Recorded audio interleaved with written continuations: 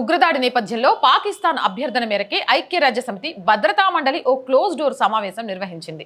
ఈ సందర్భంగా ఐరసా భద్రతా మండలి పాకిస్తాన్ పై తీవ్ర ఆగ్రహం వ్యక్తం చేసింది. అలాగే పాకిస్తాన్ తప్పును ఎత్తి చూపే పలు ప్రశ్నలను కూడా వేసింది. దీంతో పాకిస్తాన్ ఇరుకున పడిపోయింది. అయితే పహల్గామ్ ఉగ్రదాడిని ఐక్యరాజ్యసమితి భద్రతా మండలి తీవ్రంగా ఖండించింది. దీంతో పాకిస్తాన్ ఒంటరైంది. పహల్గామ్ ఉగ్రదాడి తర్వాత పాకిస్తాన్ క్షిపణి ప్రయోగాలు నిర్వహించింది. ఈ సందర్భంగా అణ్వాయుధాల విషయంలో రెచ్చగొట్టే వ్యాఖ్యలు కూడా చేసింది. దీనిపైనే భద్రతా మండలి తీవ్రంగా విరుచుకుపడింది. పలు దేశాల ప్రతినిధులు కూడా పాకిస్తాన్ వైఖరి, రెచ్చగొట్టే విధానాలపై తీవ్ర ఆందోళన వ్యక్తం చేశారు. అలాగే హిందువులే టార్గెట్ గా పర్యాటకులను పహల్గామ్లో కాల్చి చంపడంపై కూడా భద్రతా మండలి సభ్యులు తీవ్ర ఆగ్రహం వ్యక్తం చేసినట్లు సమాచారం. మరీ ముఖ్యంగా ఐరాసా భద్రతా మండలి సభ్యులు పహల్గామ్ ఉగ్రదాడిని ఈ సమావేశంలో లేవనెత్తారు. ఈ దాడి వెనుక ఇస్లామిక్ ఉగ్రవాద సంస్థ లష్కరే తోయబా పాత్రపై కూడా ఆరా తీశారు. ఇదే విషయాన్ని నేరుగా పాకిస్తాన్ ని అడిగారు. అలాగే భారత్ పై తప్పుడు కథనాలను సృష్టిస్తున్న పాక్ పై సభ్యులు తీవ్రంగా విరుచుకుపడ్డారు.